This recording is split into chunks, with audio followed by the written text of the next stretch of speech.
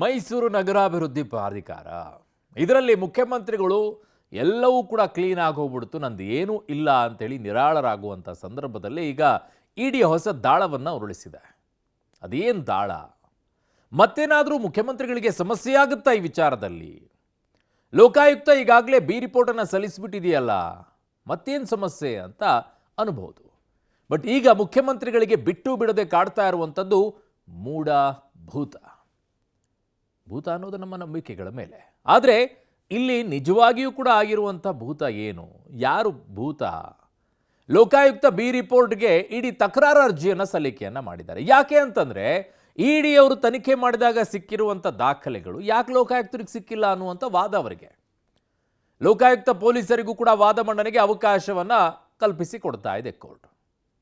ಲೋಕಾಯುಕ್ತ ಪೊಲೀಸರಿಗೂ ಕೂಡ ಅದಕ್ಕೊಂದು ಸಮಯ ನಿಗದಿ ಮಾಡಿದ್ದಾರೆ. ಏಪ್ರಿಲ್ 8ಕ್ಕೆ ಬಿ ರಿಪೋರ್ಟ್ ಆದೇಶ ಸಾಧ್ಯತೆ ಅಂತ ಹೇಳ್ತಾ ಇದ್ದಾರೆ. 5-8 ಏಪ್ರಿಲ್ 8ಕ್ಕೆ ಬಿ ರಿಪೋರ್ಟ್ ವಿಚಾರದಲ್ಲಿ ವಾದ ಪ್ರತಿವಾದಗಳಿಗೆ ಅವಕಾಶವನ್ನು ಮಾಡೋಕ್ಕೆ ಅವಕಾಶ ಇದೆ, ಕೊಟ್ಟಿದ್ದಾರೆ. ಸೊ ಹಾಗಾಗಿ ಮತ್ತೊಮ್ಮೆ ಮುಖ್ಯಮಂತ್ರಿಗಳಿಗೆ ಕಂಟಕ ಆಗುತ್ತಾ? ಈ ಸ್ಟೋರಿ ನೋಡಿ. ಸಿಎಂಗೆ ಬಿಟ್ಟು ಬಿಡದೆ ಕಾಡ್ತಿದೆ ಮೂಢ ಭೂತ. ಲೋಕಾಯುಕ್ತ ಬಿ ರಿಪೋರ್ಟ್ಗೆ ಇಡಿ ತಕರಾರು ಅರ್ಜಿ. ಸಿಎಂ ಸಿದ್ದರಾಮಯ್ಯನವರಿಗೆ ಈಗ ಮೂಢಭೂತ ಬಿಟ್ಟು ಬಿಡದಂತೆ ಕಾಡ್ತಿದೆ. ಕ್ಲೀನ್ ಚಿಟ್ ಸಿಕ್ತು ಅಂಥೇಳಿ ನನ್ನನ್ನು ಕಟ್ಟಾಕೋರು ಯಾರೂ ಇಲ್ಲ ಅಂತಿದ್ದ ಸಿದ್ದರಾಮಯ್ಯನವರಿಗೆ ಮತ್ತೆ ಇಡಿ ಶಾಕ್ ಕೊಡ್ಲಿಕ್ಕೆ ಮುಂದಾಗಿದೆ. ಹೌದು, ಮುಖ್ಯಮಂತ್ರಿ ಸಿದ್ದರಾಮಯ್ಯ ಪತ್ನಿ ಪಾರ್ವತಿ ವಿರುದ್ಧ ಮೂಢ ಹಗರಣದ ಪ್ರಕರಣಕ್ಕೆ ಸಂಬಂಧಪಟ್ಟಂತೆ ಲೋಕಾಯುಕ್ತ ಸುದೀರ್ಘ ತನಿಖೆಯನ್ನು ನಡೆಸಿ ಸಿಎಂ ಕುಟುಂಬಸ್ಥರ ವಿರುದ್ಧ ಯಾವುದೇ ಸಾಕ್ಷ್ಯಾಧಾರಗಳಿಲ್ಲ, 14 ಸೈಟ್ಗಳನ್ನು ಪಡೆಯೋದರಲ್ಲಿ ಪಾರ್ವತಿ ಕಾನೂನು ಬಾಹಿರ ಚಟುವಟಿಕೆಗಳನ್ನು ಮಾಡಿಲ್ಲ ಅಂಥೇಳಿ ಲೋಕಾಯುಕ್ತ ಬಿ ರಿಪೋರ್ಟ್ ಸಲ್ಲಿಕೆ ಮಾಡಿತ್ತು.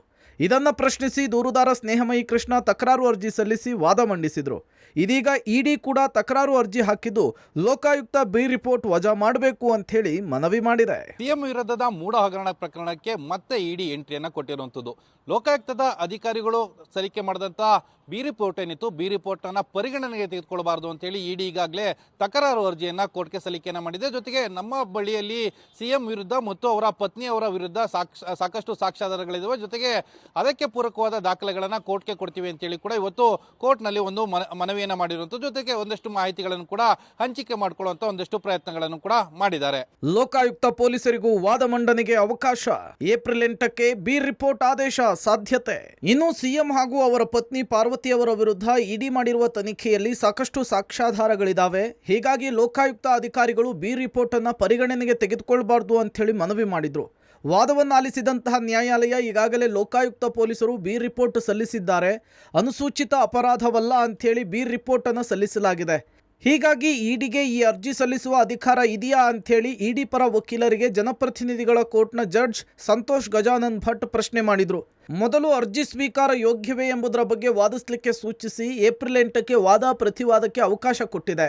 ಲೋಕಾಯುಕ್ತದ ಬಿ ರಿಪೋರ್ಟ್ನಲ್ಲಿ ಸಾಕಷ್ಟು ಸುಳ್ಳುಗಳಿದ್ದಾವೆ, ಜೊತೆಗೆ ನಾವು ಮಾಡಿದಂಥ ತನಿಖೆಯಲ್ಲಿ ಸಾಕಷ್ಟು ಸತ್ಯಾಂಶಗಳು ಬಯಲಾಗಿದ್ದಾವೆ. ಅದನ್ನು ಪೂರಕವಾಗಿ ಮಾಹಿತಿಯನ್ನು ಕೋರ್ಟ್ಗೆ ಕೊಡ್ತೀವಿ ಅಂತೇಳಿ ಇಡಿ ಪರ ವಕೀಲರು ಇವತ್ತು ಕೋರ್ಟ್ಗೆ ಒಂದು ಮಾಹಿತಿಯನ್ನು ನೀಡಿದ್ದಾರೆ. ಜೊತೆಗೆ ಇದರ ಬಗ್ಗೆ ಸಂಪೂರ್ಣವಾಗಿ ಸುದೀರ್ಘವಾದ ವಾದ ಪ್ರತಿವಾದವನ್ನು ಆಲಿಸಬೇಕು ಅಂತೇಳಿ ಒಂದು ಮನವಿಯನ್ನು ಕೂಡ ಮಾಡಿಕೊಂಡಿರುವಂಥದ್ದು. ಆ ಹಿನ್ನೆಲೆಯಲ್ಲಿ ಇದನ್ನು ಪರಿಗಣನೆಗೆ ತೆಗೆದುಕೊಂಡಂಥ ಜನಪ್ರತಿನಿಧಿಗಳ ವಿಶೇಷ ನ್ಯಾಯಾಲಯ ಏಪ್ರಿಲ್ 8ನೇ ತಾರೀಕು ವಾದ ಪ್ರತಿವಾದಕ್ಕೆ ಒಂದು ಅವಕಾಶವನ್ನು ಕೂಡ ಮಾಡಿಕೊಟ್ಟಿರುವಂಥದ್ದು. ಈ ಮೂಲಕ ಸಿಎಂ ಸಿದ್ದರಾಮಯ್ಯ ಮತ್ತು ಅವರ ಕುಟುಂಬಸ್ಥರಿಗೆ ಕ್ಲೀನ್ ಚಿಟ್ನ ಸಂತಸವನ್ನು ಮೊಟಕುಗೊಳಿಸುವಂಥ ಒಂದಷ್ಟು ಕೆಲಸವನ್ನು ಇಡಿ ಅಧಿಕಾರಿಗಳು ಮಾಡ್ತಾ ಇರುವಂಥದ್ದು. ಸಿಎಂ ಕುಟುಂಬದ ಮೇಲೆ ತನಿಖೆಯಾದ್ರೆ ನ್ಯಾಯಾಂಗ ನಿಂದನೆ. ಇಡಿ ಬ್ಲಾಕ್ ಮೇಲ್ ಮಾಡ್ತಿದೆ ಎಂದ ಕಾಂಗ್ರೆಸ್ಸಿಗರು. ಮೂಡಾ ಕೇಸ್ನಲ್ಲಿ ಹೈಕೋರ್ಟ್ ಆದೇಶವನ್ನು ತಪ್ಪಾಗಿ ಅರ್ಥೈಸಲಾಗ್ತಿದೆ. ಸಿಎಂ ಸಿದ್ದರಾಮಯ್ಯ ಕುಟುಂಬದ ಮೇಲೆ ಮತ್ತೆ ತನಿಖೆಯಾದ್ರೆ ನ್ಯಾಯಾಂಗ ನಿಂದನೆ ಆಗಲಿದೆ ಅಂಥೇಳಿ ಕಾಂಗ್ರೆಸ್ ನಾಯಕರು ಹೇಳಿದ್ದಾರೆ. ಬಿಜೆಪಿ ನಾಯಕರ ಕೇಸ್ನಲ್ಲಿ ಇಡಿಗೆ ಆಸಕ್ತಿ ಇಲ್ಲ, ಸಿದ್ದರಾಮಯ್ಯನವರ ಕೇಸ್ನಲ್ಲಿ ಮಾತ್ರ ಇಡಿ ಯಾಕೆ ಓಡಿ ಬರುತ್ತೆ? ಇಡಿ ಬ್ಲಾಕ್ ಮೇಲ್ ಮಾಡ್ತಿದೆ, ನಾವು ಎಲ್ಲವೂ ಕೂಡ ಎದುರಿಸ್ತೇವೆ ಅಂಥೇಳಿ ಕಾಂಗ್ರೆಸ್ ನಾಯಕರು ಹೇಳಿದ್ದಾರೆ. ಯಾಕೆ ಸಿದ್ದರಾಮಯ್ಯವ್ರ ಕೇಸ್ ಅಂತ ಹೇಳಿದ ತಕ್ಷಣ ಇಡಿ ಯಾಕೆ ಓಡ್ ಬರ್ತದೆ? ಸೊ ಇಡಿ ಇವತ್ತು ಇಲ್ಲಿ ಏನು ಮೈಮೇಲೆ ಬಿದ್ದು ಇದಕ್ಕೆ ನಮ್ಗೆ ಅವಕಾಶ ಕೊಡಲೇಬೇಕು, ನಾವು ಇದನ್ನು ನೋಡಲೇಬೇಕು ಅಂತ ಹೇಳಿ ಯಾಕೆ ಈ ಥರ ಬೀಳ್ತಾರೆ? ಯಾವುದೇ ಪ್ರಕರಣಗಳಲ್ಲಿ BJP ಮಗಳು ಇರೋದು ಪ್ರಕರಣ ಇಡಿ ಹೋಗೋದೇ ಇಲ್ಲ ಯಾವುದೇ ರಾಜ್ಯದಲ್ಲಿ. ಬರೀ ಕಾಂಗ್ರೆಸ್ಸು ವಿರೋಧ ಪಕ್ಷವರು ಯಾರಿದ್ದಾರೆ ಅವ್ರು ಬಂದಿದ್ದ ತಕ್ಷಣ ಓಡೋಡ್ ಬರ್ತಾರೆ. ಪಾರ್ವತಿ ಅವರ ಪ್ರಕರಣದಲ್ಲಿ ಉಚ್ಚ ನ್ಯಾಯಾಲಯ ಬಹಳ ಸ್ಪಷ್ಟವಾಗಿ ECIRನೇ ರದ್ದು ಮಾಡಿದೆ, ಮತ್ತು ಈ 14 ಸೈಟ್ನಲ್ಲಿ ಮನಿ ಲಾಂಡ್ರಿಂಗ್ ಇಲ್ಲ ಅಂತ ಹೇಳಿದೆ. ಆ ಪ್ರಕರಣವನ್ನು ಮೇಲ್ಮನವಿ ಹಾಕಬೇಕಂದ್ರೆ ಸರ್ವೋಚ್ಚ ನ್ಯಾಯಾಲಯಕ್ಕೆ ಹಾಕಬೇಕು, ವಿಭಾಗೀಯ ಪೀಠಕ್ಕೆ ಹಾಕೋಕ್ಕಾಗೋದಿಲ್ಲ.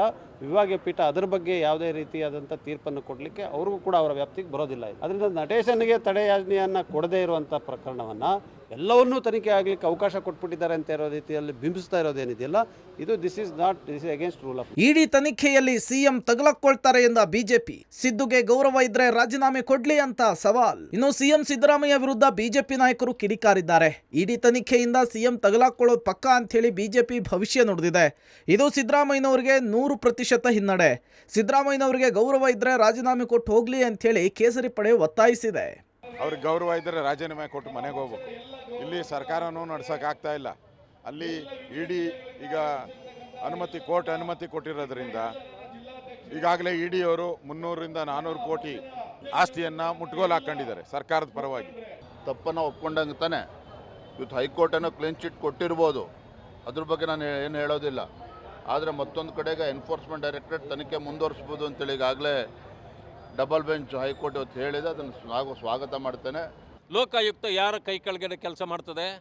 ಮುಖ್ಯಮಂತ್ರಿಗಳ ಕೈ ಕೆಳಗಡೆ ಕೆಲಸ ಮಾಡ್ತದೆ. ಅದರಿಂದ ಈ ಕ್ಲೀನ್ ಚಿಟ್ಟು ಕೊಡೋದು ಇದೆಲ್ಲವೂ ಸಹಜ ಅನ್ನೋದು ಗೊತ್ತಾಗಿದೆ. ಈಗ ಡಬಲ್ ಬೆಂಚ್ ಏನು ಮಾಡಿದೆ, ಅದನ್ನು ಮತ್ತೆ ಇಡಿ ಇದು ಮಾಡ್ಬೋದು, ತನಿಖೆ ಮಾಡ್ಬೋದು ಅಂತೇಳಿ ಕೊಟ್ಟಿದೆ. ಒಟ್ನಲ್ಲಿ ಭೂಸುಳಿಯಿಂದ ತಪ್ಪಿಸಿಕೊಂಡೆ ಅಂಥೇಳಿ ನಿರಾಳರಾಗಿದ್ದ ಸಿಎಂಗೆ ಒಂದೊಂದೇ ಶಾಕ್ಗಳು ಎದುರಾಗ್ತಾ ಇದ್ದಾವೆ. ಮತ್ತೆ ಸಣ್ಣದಾಗಿ ಮೂಡ ಬಿಸಿ ಶುರುವಾಗ್ತಾ ಇರೋದಂತೂ ಸುಳ್ಳಲ್ಲ. Muralidhar, crime bureau, public TV.